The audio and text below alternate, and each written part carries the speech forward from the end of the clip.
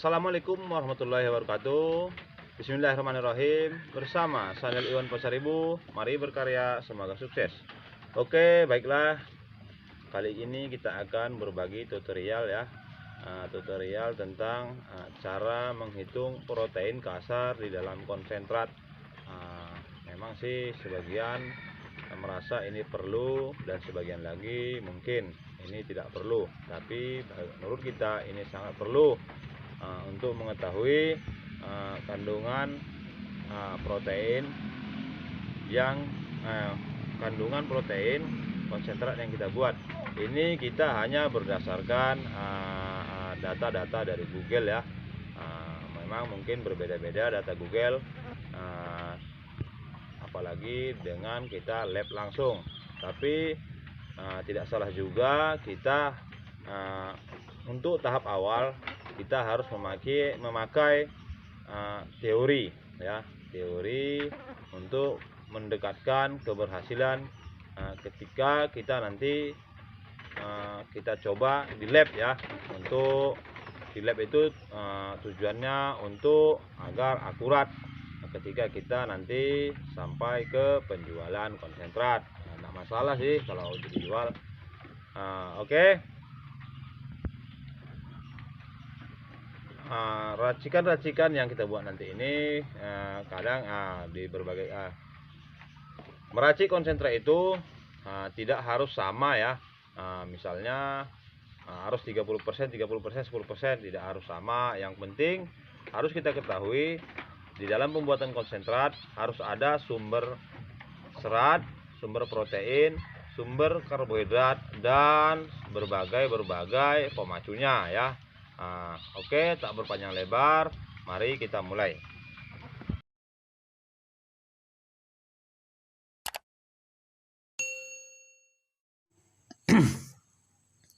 Oke, baiklah kita mulai. Ini ya. Misal tumpi jagung 30%, 30 kilo sama dengan PK 2,59%. Ini dari mana asalnya? Ya. Ini sebenarnya enggak terlalu repot-repot kali ya. Enggak terlalu susah sih. Kita klik saja di Google, buka Google ya.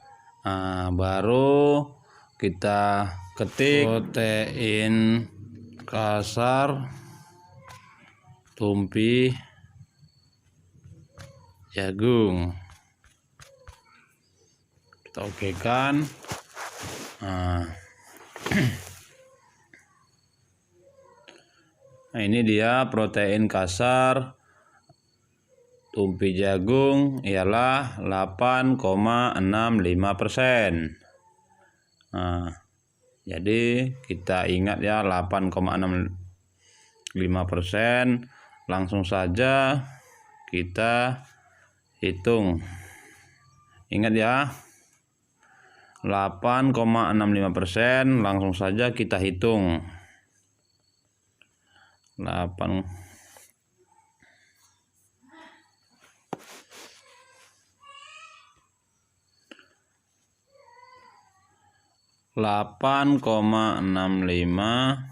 kali 30 kilo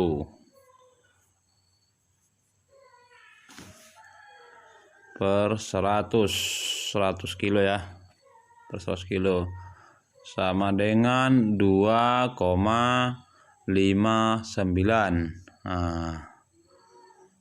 Itulah protein kasar yang dikandung oleh tumpi jagung sebanyak 30 kilo. Oke, yang berikutnya dedak ya. Dedak 30% sama dengan 30 kilo. 30 kg sama dengan 3%. 3% kita buka di Google. Cari protein kasar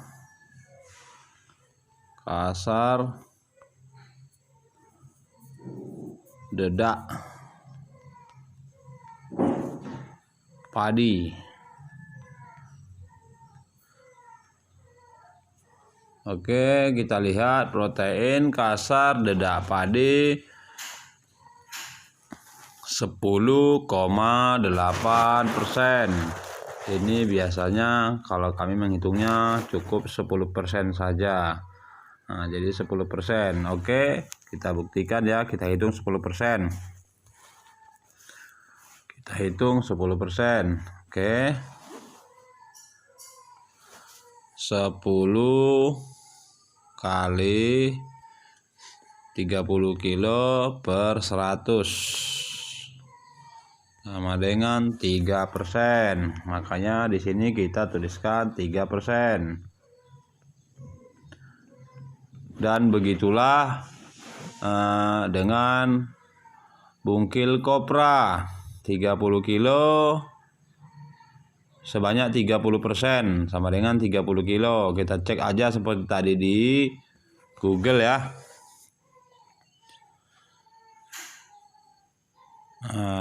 Caranya serupa. Dan ampas ubi atau singkong 10% sama dengan 10 kilo. Sama dengan 0,36%. Jadi untuk menjumlahkan PK keseluruhan di dalam 100%, kita hitung 2,59 tambah 3 ditambah 6,90 ditambah 0,36 sama dengan 12,85%. Cukup memadai ya. Sudah termasuk standar nasional Indonesia. Karena standar nasional Indonesia protein kasar pakan ternak rumensia 12-19%. Itu sudah standar nasional Indonesia. Jadi kenapa PK 12,85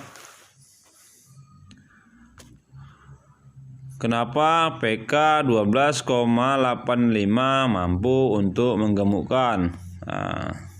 Itu semua rahasianya ada pada TDN. Boleh nanti periksa tiap-tiap bahan, misalnya TDN bahan yang kita olah. Yang dimaksud TDN ialah proses pencernaan di dalam rumen. Itu yang dimaksud TDN. Semakin tinggi TDN semakin bagus. Untuk standar nasional Indonesia, TDN itu 60-80%. Makanya sering sekali lebih bagus pakan itu dibuat fermentasi, karena paling dominan pakan fermentasi itu akan meningkatkan sekali TDN pakan ya. Oke, kita periksa TDN-nya. Untuk mengetahui TDN-nya, TDN tumpi jagung misal ya.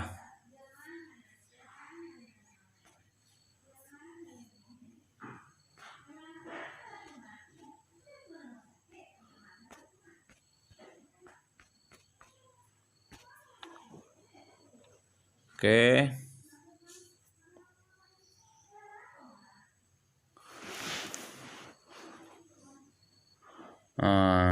Tumpi jagung TDN-nya 51,16%.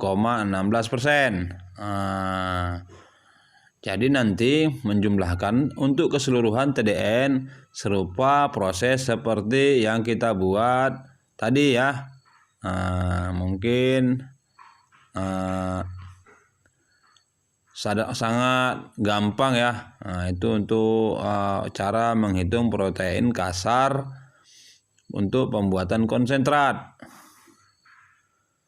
Tidak ada yang susah bila kita mengetahuinya dengan benar.